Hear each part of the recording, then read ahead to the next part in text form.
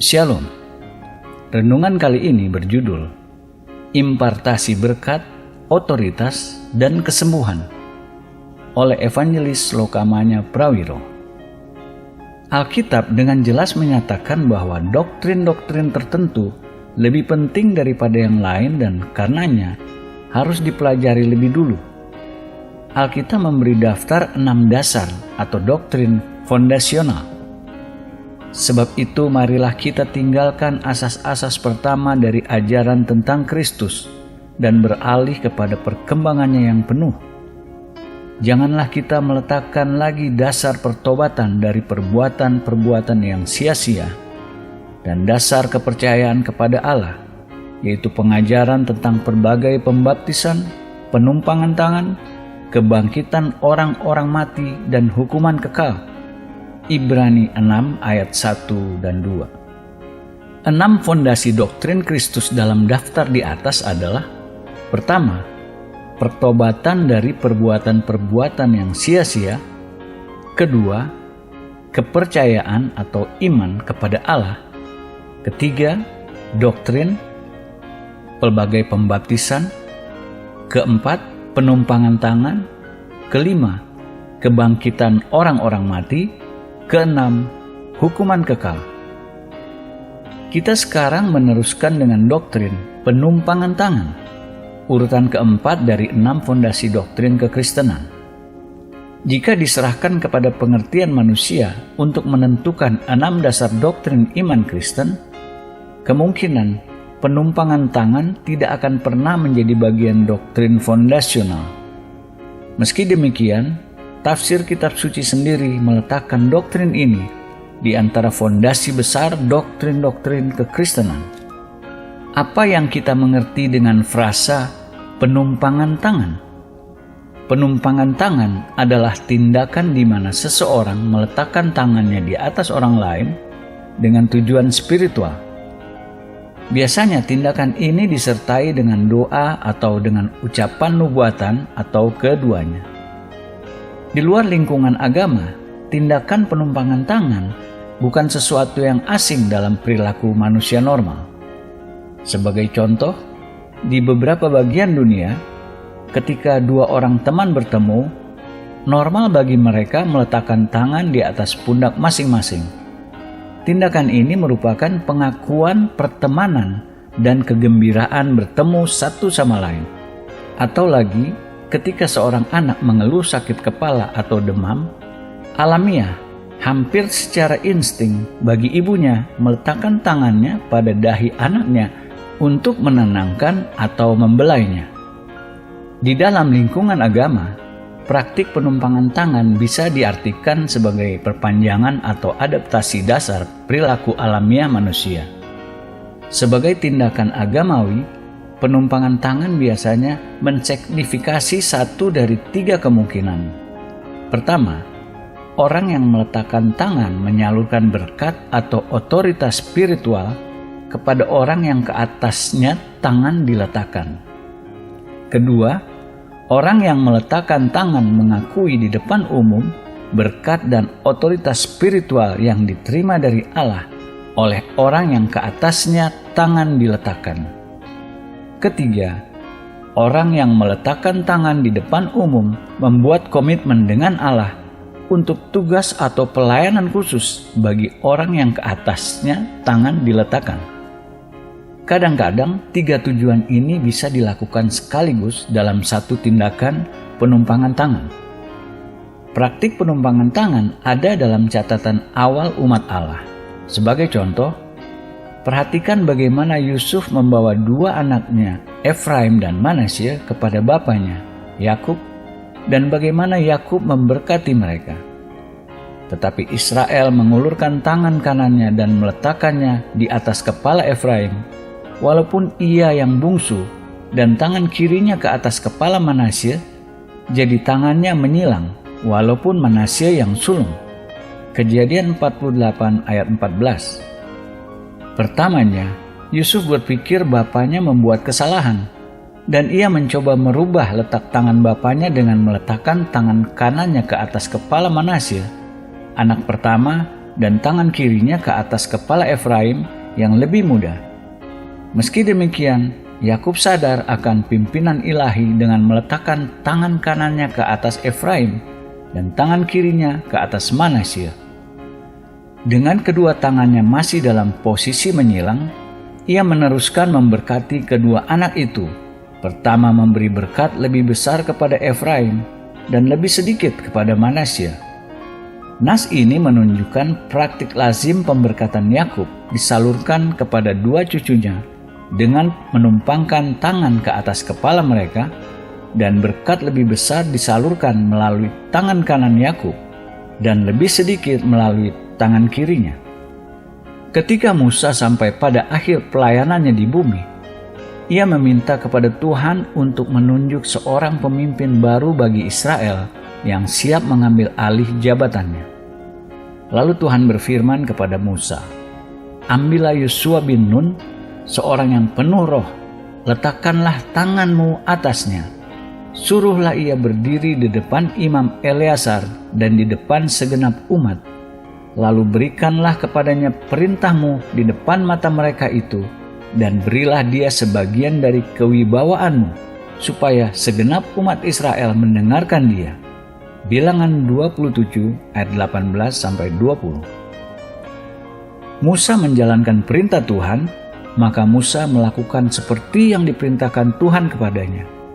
Ia memanggil Yosua dan menyuruh dia berdiri di depan segenap umat itu. Lalu ia meletakkan tangannya atas Yosua dan memberikan kepadanya perintahnya seperti yang difirmankan Tuhan dengan perantaraan Musa. Bilangan 27 ayat 22-23. Tindakan Musa menghasilkan hasil dahsyat dalam Yosua. Dan Yosua bin Nun penuh dengan roh kebijaksanaan, sebab Musa telah meletakkan tangannya ke atasnya. Sebab itu orang Israel mendengarkan dia dan melakukan seperti yang diperintahkan Tuhan kepada Musa. Ulangan 34 ayat 9.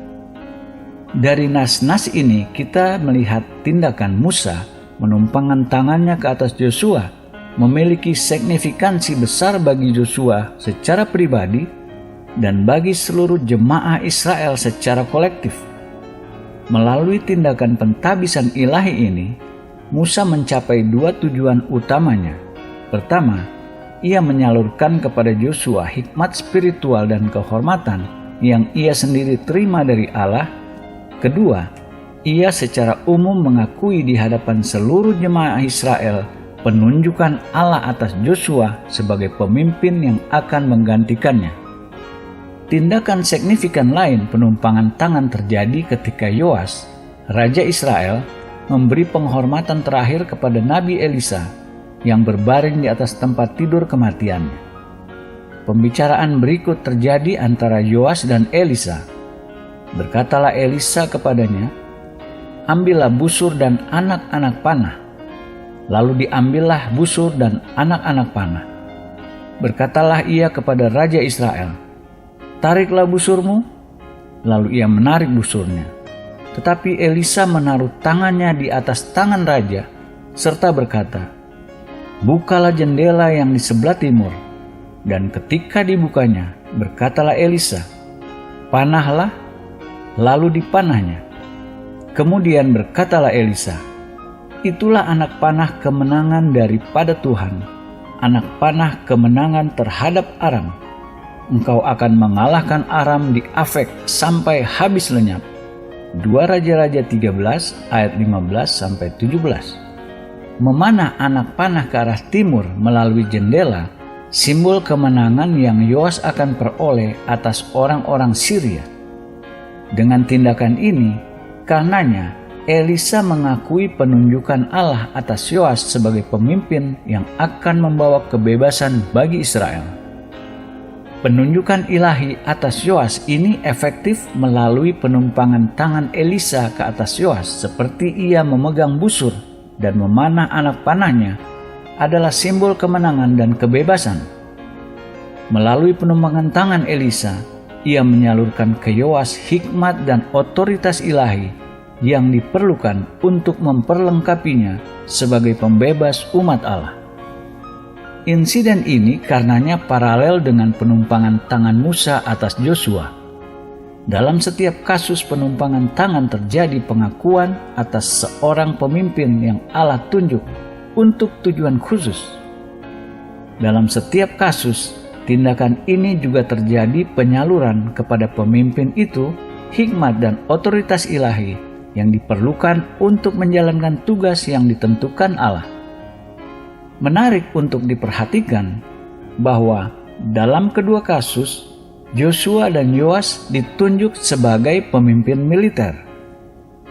Mari kita kembali ke Perjanjian Baru untuk melihat bagian ordonansi atau ketetapan apa yang penumpangan tangan perankan. Kita akan menemukan 5 tujuan yang berbeda di mana penumpangan tangan digunakan menurut aturan atau ajaran dan contoh-contoh Perjanjian Baru. Pertama, untuk pelayanan kesembuhan orang sakit. Kedua, untuk menolong mereka yang ingin mengalami baptisan dalam Roh Kudus. Ketiga, untuk mengimpartasi karunia-karunia spiritual. Keempat, untuk mengutus rasul-rasul. Kelima, untuk mentahbiskan diaken dan penatua dalam gereja lokal. Pertama dari 5 tujuan ini diasosiasikan dengan pelayanan kesembuhan fisikal. Yesus mengotorisasi amanat finalnya kepada murid-muridnya. Markus 16 ayat 17-18. Dalam ayat-ayat ini, Yesus menunjuk 5 tanda supernatural yang menyertai pemberitaan Injil dan yang bisa diklaim oleh semua orang percaya melalui iman dalam nama Yesus. Tanda supernatural kelima yang ditetapkan oleh Yesus adalah demi namaku. Mereka akan meletakkan tangannya atas orang sakit dan orang itu akan sembuh. Markus 16 ayat 17-18. Di sini, penumpangan tangan dalam nama Yesus adalah cara kesembuhan fisikal untuk melayani mereka yang sakit.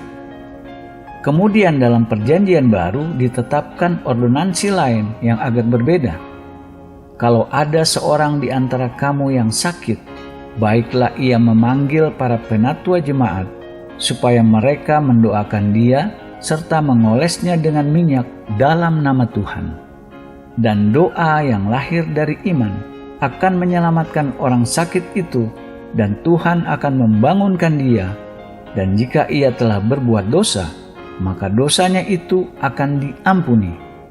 Yakobus 5 ayat 14-15. Ordonansi yang ditetapkan di sini adalah mengurapi orang sakit dengan minyak dalam nama Tuhan. Kedua ordonansi ini serupa, efektif hanya melalui iman dalam nama Tuhan, yaitu dalam nama Yesus. Dalam kasus pengurapan dengan minyak, dikatakan secara spesifik, tindakan ini harus disertai doa. Dalam nas mengenai penumpangan tangan atas orang sakit dalam Injil Markus, tidak disebut spesifik mengenai doa. Meski demikian, dalam banyak kasus alamiah berdoa untuk orang sakit sambil melakukan penumpangan tangan atasnya. Lagi, ketika mengurapi orang sakit dengan minyak, sering tampak alamiah, secara instingtif menumpangkan tangan atas mereka pada waktu yang sama. Dengan cara ini, dua ordonansi dikombinasikan jadi satu. Meski demikian, ini tidak perlu seperti itu. Secara sempurna, Alkitabiah menumpangkan tangan atas orang sakit tanpa mengurapi mereka dengan minyak. Begitu pula, Alkitabiah mengurapi orang sakit dengan minyak tanpa menumpangkan tangan atas mereka. Pertanyaannya, apakah ada perbedaan dalam penggunaan atau tujuan antara dua ordonansi ini, yaitu menumpangkan tangan dan mengurapi orang sakit dengan minyak? Ada waktu-waktu atau situasi ketika lebih tepat menggunakan satu ordonansi dibandingkan satu lainnya. Dan jika begitu, apa prinsip-prinsip Alkitabiah yang menuntun penggunaannya? Nas dalam surat Yakobus mengenai urapan dengan minyak dimulai, Kalau ada seorang di antara kamu yang sakit, baiklah ia memanggil para penatua jemaat. Yakobus 5 ayat 14. Karena surat Yakobus dialamatkan terutama kepada penganut Kristen, meskipun orang-orang Yahudi, frasa di antara kamu tampaknya mengacu kepada orang-orang percaya. Ini sesuai juga dengan perintah berikutnya. Baiklah ia memanggil para penatua jemaat. Orang yang bukan penganut iman Kristen dan tidak diasosiasikan dengan gereja Kristen tidak termasuk dalam frasa di antara kamu. Orang tersebut juga tidak tahu siapa para penatua jemaat untuk dipanggil. Karenanya, ordonansi pengurapan dengan minyak ini ditujukan terutama bagi mereka yang sudah menganut iman dalam Kristus dan diasosiasikan dengan gereja Kristen. Diinterpretasi dengan cara ini. Ordonansi ini mengandung dua ajaran praktikal penting bagi setiap penganut Kristen. Pertama, Allah mengharapkan setiap orang Kristen yang sakit mencarinya terlebih dahulu untuk kesembuhan melalui iman dan dengan cara-cara spiritual. Ini tidak berarti tidak alkitabiah bagi seorang Kristen yang sakit mencari nasihat atau pertolongan dari dokter medis.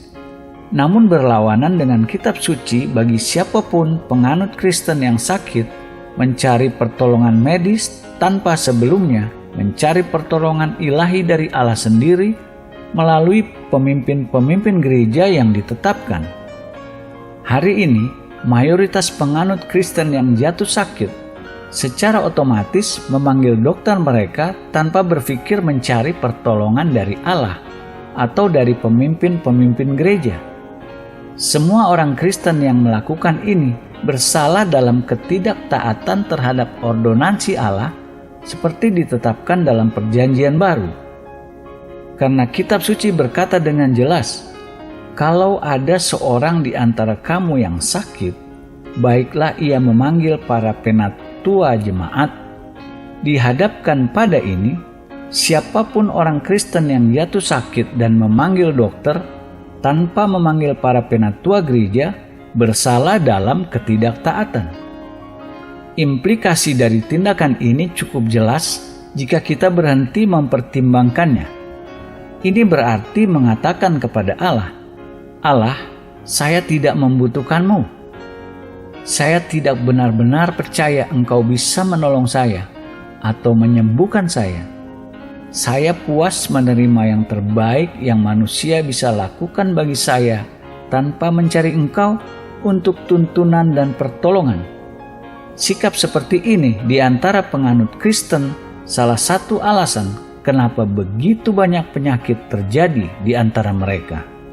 Banyak orang Kristen hari ini mengesampingkan klaim-klaim Allah menyembuhkan tubuh dan menutup pintu rumah mereka dan gereja terhadap Kristus sebagai tabib agung. Pelajaran penting kedua yang terkandung dalam nas surat Yakobus ini adalah Allah mengharapkan semua orang Kristen mengasosiasikan diri mereka dengan gereja dan para penatua gereja bersedia melayani dalam iman sesuai kitab suci bagi kebutuhan fisikal anggota gereja mereka. Frasa, baiklah ia memanggil para penatua jemaat supaya mereka mendoakan dia serta mengolesnya dengan minyak dalam nama Tuhan. Yakobus 5 ayat 14 membawa implikasi. Pertama, setiap orang Kristen diasosiasikan dengan gereja begitu rupa sehingga para penatua mengenalnya dan mereka dikenalnya. Kedua, para penatua bersedia melayani kesembuhan fisikal bagi anggota mereka dalam iman sesuai ordonansi-ordonansi yang ditetapkan oleh Allah bagi gereja. Sehubungan dengan ordonansi mengurapi orang sakit dengan minyak, ada 2 poin lebih jauh yang perlu diperjelas. Pertama, tidak dikatakan minyak digunakan karena mengandung sifat menyembuhkan alamiah. Seperti dalam banyak nas-nas lain kitab suci, Minyak adalah gambaran Roh Kudus. Maka, mengoles minyak atas orang sakit merepresentasi klaim iman mewakili orang tersebut, yang mana Roh Allah akan melayani kehidupan dan kesembuhan ilahi pada tubuhnya yang sakit. Klaim ini berdasarkan atas janji jelas Allah. Dan jika Roh Dia yang telah membangkitkan Yesus dari antara orang mati diam di dalam kamu, maka Ia yang telah membangkitkan Kristus Yesus dari antara orang mati akan menghidupkan juga tubuhmu yang fana itu oleh Roh-Nya yang diam di dalam kamu. Roma 8 ayat 11. Di sini frasa menghidupkan juga tubuhmu yang fana berarti mengimpartasi kehidupan dan kuasa ilahi kepada tubuh fisikal fana orang percaya yang rohnya diam di dalamnya. Wakil otoritatif besar Allah yang mengimpartasi kehidupan ilahi ini adalah pribadi ketiga, Roh Kudus. Poin kedua yang harus dibangun adalah mengurapi orang percaya dengan minyak sesuai perjanjian baru tidak pernah ditujukan sebagai persiapan untuk kematian, namun sebaliknya sebagai cara mengimpartasi kepada orang percaya kebalikan dari kematian, yaitu kehidupan ilahi dan kesehatan dan kekuatan ilahi. Maka mengurapi dengan minyak sebagai persiapan untuk kematian adalah membalikan arti sesungguhnya ordonansi ini. Mengabaikan peringatan Allah untuk tidak menaruh terang menjadi kegelapan dan manis menjadi pahit. Menaruh kegelapan dan pahit kematian dan penyakit menggantikan terang dan manis kehidupan dan kesehatan. Yesaya 5 ayat 20. Kita bisa simpulkan ordonansi mengurapi dengan minyak ini dengan mengatakan bahwa ini tindakan ketetapan iman, di mana impartasi kehidupan ilahi dan kesehatan ilahi melalui Roh Kudus diklaim untuk tubuh orang Kristen yang sakit. Jika kita kembali kepada ordonansi penumpangan tangan atas orang sakit, seperti dikemukakan dalam Markus 16, kita akan melihat konteksnya menunjukkan ordonansi ini ditujukan menjadi bagian pemberitaan Injil kepada orang-orang yang belum percaya dan kegunaan utamanya bagi mereka yang belum percaya atau yang baru saja menerima iman. Kita membuat kesimpulan ini berdasarkan fakta seperti tanda-tanda supernatural lain yang ditabiskan oleh Yesus mematuhi perintahnya untuk mengevangelisasi seluruh dunia. Ia berkata kepada mereka, "Pergilah ke seluruh dunia, beritakanlah Injil kepada segala makhluk. Siapa yang percaya dan dibaptis akan diselamatkan, tetapi siapa yang tidak percaya akan dihukum." Tanda-tanda ini akan menyertai orang-orang yang percaya. Markus 16 ayat 15-17. Yesus menyebutkan satu demi satu 5 tanda supernatural, berakhir dengan menyembuhkan orang sakit melalui penumpangan tangan. Ini mengindikasikan bahwa setiap dari tanda supernatural ini, termasuk menyembuhkan orang sakit, ditujukan oleh Allah untuk memberi kesaksian pada kebenaran ilahi dan otoritas pesan Injil di tempat-tempat di mana pesan ini sebelumnya belum pernah didengar atau dipercayai. Ini sejalan dengan akhir catatan aktivitas evangelistik murid-murid dalam Injil Markus. Mereka pun pergilah memberitakan Injil ke segala penjuru, dan Tuhan turut bekerja dan meneguhkan firman itu dengan tanda-tanda yang menyertainya. Markus 16 ayat 20.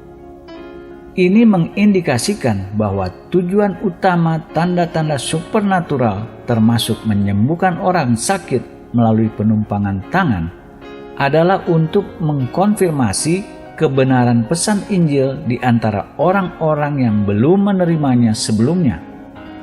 Jelas karenanya, melayani orang sakit melalui penumpangan tangan dalam nama Yesus terutama ditujukan bukan untuk orang-orang Kristen yang sudah menjadi anggota gereja, namun untuk mereka yang belum percaya atau untuk mereka yang baru menerima iman. Dengan cara apa kesembuhan akan terjadi sebagai hasil dari penumpangan tangan? Kitab suci tidak memberi jawaban detail atas pertanyaan ini. Yesus hanya berkata, mereka akan meletakkan tangannya atas orang sakit dan orang itu akan sembuh. Di tempat frasa orang itu akan sembuh, kita bisa menerjemahkan alternatifnya, orang itu akan menjadi sehat atau orang itu akan sehat. Dengan kata-kata Yesus ini, dua hal berada dalam kedaulatan Allah. Pertama, cara di mana kesembuhan akan dimanifestasi. Kedua, jangka waktu proses kesembuhan akan terjadi. Berdampingan dengan ini, kita bisa meletakkan kata-kata Paulus, dan ada berbagai-bagai perbuatan ajaib, tetapi Allah adalah satu yang mengerjakan semuanya dalam semua orang. 1 Korintus 12 ayat 6. Dalam penumpangan tangan ada yang Paulus sebut berbagai-bagai perbuatan ajaib, yaitu proses kesembuhan tidak selalu bekerja dengan cara yang sama setiap kali. Dalam satu kasus, penumpangan tangan bisa menjadi saluran melaluinya karunia supernatural kesembuhan bekerja. Dalam kasus seperti itu, orang yang menumpangkan tangan melalui tindakan ini menyalurkan kesembuhan supernatural atau kuasa Allah atas tubuh orang yang tangannya diletakkan. Sangat sering orang yang sakit benar-benar merasakan dalam tubuhnya kuasa supernatural Allah. Pada waktu lain, tidak ada sensasi kuasa sama sekali. Namun penumpangan tangan tindakan iman dan ketaatan kepada firman Allah. Meski demikian, jika ada iman sejati, kesembuhan akan terjadi. Walaupun tidak ada pengalaman dramatik atau supernatural, Kristus tidak menspesifikasi kapan jangka waktu proses kesembuhan akan terjadi. Kadang-kadang kesembuhan total diterima secara instan begitu tangan diletakkan atas orang sakit. Pada waktu lain, kesembuhan terjadi dalam proses bertahap. Dalam kasus terakhir ini, yang paling terpenting orang yang mencari kesembuhan terus menerapkan iman aktif sampai proses kesembuhan selesai. Cukup sering orang sakit yang dilayani dengan penumpangan tangan menerima pelepasan namun belum mengalami kesembuhan total. Alasan untuk ini biasanya orang yang sakit tidak menerapkan iman aktif dalam kurun waktu cukup lama sampai proses kesembuhan selesai. Ketika iman orang tersebut berhenti aktif, proses kesembuhannya pun berhenti. Untuk alasan ini, penting memberi instruksi Alkitabiah kepada mereka yang mencari kesembuhan melalui penumpangan tangan dan memperingati mereka sebelumnya perlunya bertahan dalam iman aktif sampai proses kesembuhan selesai. Pengalaman meyakinkan dalam setiap kasus melalui iman sejati, penumpangan tangan atas orang sakit dalam nama Yesus, memulai kerja proses kesembuhan. Namun jika orang yang sakit kehilangan iman, kesembuhannya bisa hilang atau tidak sempurna. Ada dua cara di mana orang sakit bisa menerapkan iman aktif setelah penumpangan tangan atasnya untuk kesembuhan. Pertama, dengan terus-menerus mengucap syukur kepada Allah untuk sebagian kesembuhan yang sudah diterima. Cara lainnya, dengan menjaga secara konsisten kesaksian iman dalam kebenaran firman Allah, bahkan dalam menghadapi gejala-gejala negatif. Pada titik ini, ada keseimbangan antara iman dan kenyataan. Jika orang terus-menerus mengalami gejala-gejala penyakit, bahkan setelah penumpangan tangan, tidak realistik bersikap seolah-olah gejala-gejala itu tidak ada atau mengklaim bahwa kesembuhan sudah terjadi. Lebih benar mengakui gejala-gejala itu namun tetap fokus pada firman Allah. Orang seperti itu mungkin mengatakan, "Saya menyadari bahwa saya masih memiliki gejala-gejala penyakit, namun saya percaya penyembuhan Allah sudah dilepaskan dalam tubuh saya melalui ketaatan saya pada firman-Nya, dan saya mempercayai Dia akan menyelesaikan apa yang Ia mulai." Perlu juga bagi orang yang sakit meminta didoakan tak berkeputusan. Ada ribuan orang hidup dan sehat hari ini karena menerima kesembuhan melalui cara-cara Alkitabiah ini. Amin.